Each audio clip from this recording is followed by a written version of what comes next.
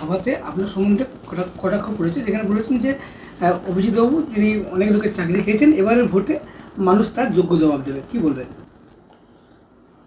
মমতা বন্দ্যোপাধ্যায় যেটা লুকিয়ে যাচ্ছেন সেটা হচ্ছে ওনারা অনেক অযোগ্য লোককে চাকরি দিয়েছিলেন যোগ্য লোকেদের বাদ দিয়ে, এবং চাকরি দেওয়াটা এমনি দেননি, চাকরি বিক্রি করেছিলেন। প্রকৃতপক্ষে যোগ্য লোকেদের চাকরি চুরি করে অযোগ্য লোকেদের সেই চাকরি দিয়েছিলেন টাকার বিনিময়ে।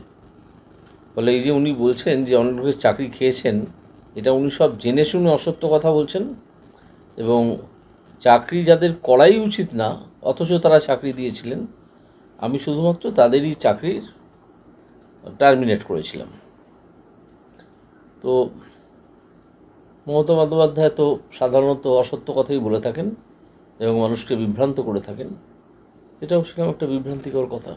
বলছে এবারে ভোটে যোগ্য জবাব দেবে, কি বলবেন? সেটা দেখা যাবে কে কাকে কতটা জবাব দেয়। মানুষ আপনাদের পাশে আছে, তাই তো? মানুষ আপনাদের পাশে আছে। আমি যত প্রচার করছি বুঝতেই পারছি প্রতিদিন যে মানুষ আমাদের পাশে আছে। পাশাপাশি আজকে আরও একটি প্রশ্ন করেছেন যেটা নিশীথ প্রামাণিককে উদ্দেশ্য করে, তিনি যেটা বলেছেন যে আমাদের দলের যাকে তাড়িয়ে দেওয়া হয়েছিল তাদের এখন দলের সম্পদ বিজেপির, এবং আমরা যেখানে শাহজাহানকে অ্যারেস্ট করতে পেরেছি এখন এই গুন্ডাদের অ্যারেস্ট করতে পারেনি বিজেপি, এমনটি কটাক্ষ করেছেন, কি বলবেন? শাহজাহানকে কোথায় অ্যারেস্ট করতে পেরেছেন? 56 দিন না কারো বেশি দিন শাহজাহান বাইরে ঘুরে বেরিয়েছে তাদের চোখের সামনে। যখন হাইকোর্ট একটা প্রেশার দিয়েছে, বলেছে যে সিবিআই অ্যারেস্ট করতে পারে বা ইডি অ্যারেস্ট করতে পারে বা পুলিশ অ্যারেস্ট করতে পারে, তখন তারা ভয় পেয়ে পাচ্ছে শাহজাহানকে সিবিআই বা ইডি যদি প্রথমে অ্যারেস্ট করে ফেলে তাহলে সমস্যা হতে পারে, সেই জন্য তার পুলিশ শাহজাহানকে সুরক্ষা দিয়ে রাখছিল। তারা শাহজাহানকে যে সুরক্ষাটা দিয়ে রাখছিল তার বদলে তাকে নিয়ে থানায় যায় এবং পরবর্তীকালে আদালতে পেশ করে। সুতরাং তারা শাহজাহানকে ধরেনি আদৌ। শাহজাহানের সঙ্গে পুলিশ যথেষ্ট ভালো সম্পর্কে একটা ষড়যন্ত্র করে লুকিয়েছিল 56 দিন না 57 দিন। আর অন্য যাদের দলে যারা নেতারা গেছেন তারা যদি দুর্বৃত্ত হন, তাহলে আপনার দলে থাকার সময় দুর্বৃত্ত ছিলেন, তাহলে তিনি আপনারা সে সময় কোনো ব্যবস্থা নেননি কেন? যদি দুর্বৃত্তই হবেন তাহলে আপনারা ব্যবস্থা নেননি কেন? এসবগুলো উনি মানে ওনার কথার কোনো সারবত্তা নেই। উনি এলোমেলো কথা বলেন এবং মানুষকে ওই যা বললাম বিভ্রান্ত করেন সবসময়। শিক্ষিত বেকার যুবতীদের লাইনের মনি অভিজিৎ বন্দ্যোপাধ্যায় স্বাগতম। শিক্ষিত বেকার যুবক যুবতীদের লাইনের মনি অভিজিৎ বন্দ্যোপাধ্যায় স্বাগতম।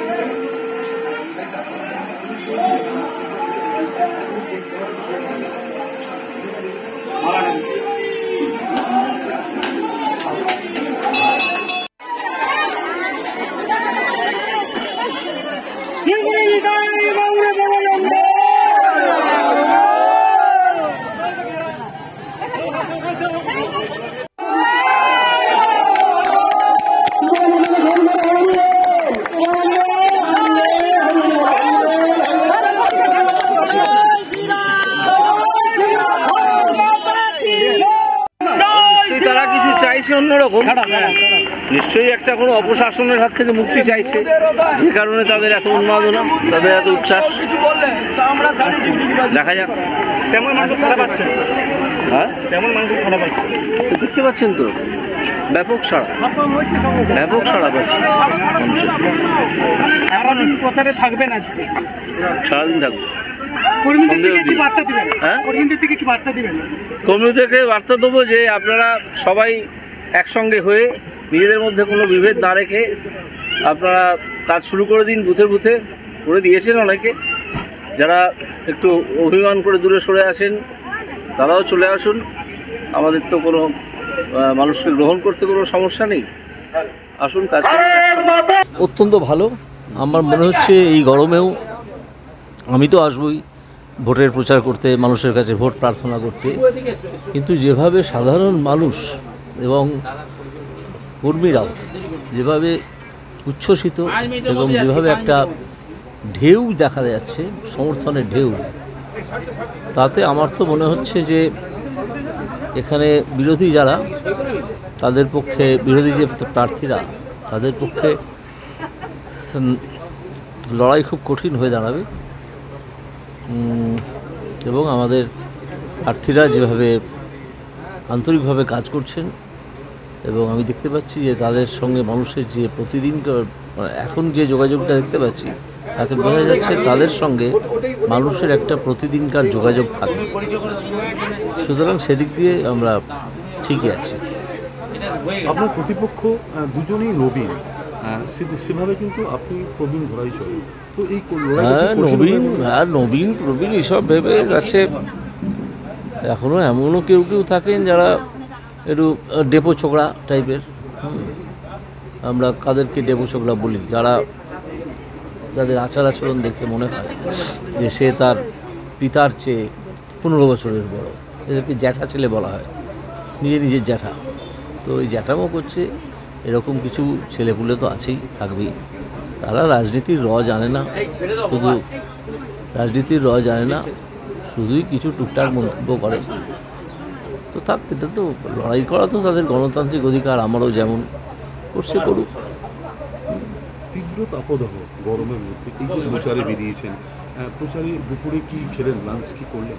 খুব সাধারণ, তবে আয়োজন প্রচুর ছিল। একজন আমাদের রাজনৈতিক দলের কর্মীর বাড়িতেই সে আয়োজনটা হয়েছিল। তারা প্রচুর আয়োজন করেছিলেন, 3 রকমের মাছ টাছ ইত্যাদি। কিন্তু এই গরমে, আর তাছাড়া আমি এমনিতেই খুব স্বল্পাহারী, ওই গরমে খাওয়াও যায় না। তবে খুব এনজয় করেছি। পোস্তর বড়া হয়েছিল, সেটা আমরা সবাই পোস্তর বড়াটা, হ্যাঁ দই টক দই খেয়েছি। সকালে কি ব্রেকফাস্ট করেছিলেন? সকালে টোস্ট আর ডিম সেদ্ধ, আর কিছু খাই না আমি সকালে। দুপুরে রেস্ট? হ্যাঁ, রেস্ট নিলাম, ঘুমলাম। তো স্বপ্ন দেখলাম যে বাংলা দৌরাত্মমুক্ত হয়েছে, ঘুমোতে দিবা স্বপ্ন দেখছিলাম। আশা করি দিবা স্বপ্ন সফল হবে। তো জেগে স্বপ্ন দেখছিলাম না, ঘুমিয়েই দেখছিলাম স্বপ্নটা। এত কথা বলছে তৃণমূলরা, মোদির বিরুদ্ধে বলছে, কি বলবেন তাহলে? ওদের কালচারটাই তৈরি, যে স্তরে নেমে যে স্তরে নামতে পারবে, তারা বলবে এটা তো মানে আকাট মুখ্যু, সে মোদিজিকে বলছে, জুমলাবাজি করছে। তার মূর্খামি তো আমি সেদিন একটা ইন্টারভিউতে ধরিয়ে দিয়েছি যে ওইটুকু জায়গার মধ্যে এতগুলো ভুল একসঙ্গে দেখাটা খুব মুশকিল। এটা আপনারা দেখুন যে কত রকমের ভুল একটা আকাট মুখ্যু সে করতে পারে। শিক্ষা, দীক্ষা, সংস্কৃতি সবের অভাব, শুধু অভাব নেই অসততার এবং চৌর্যবৃত্তির।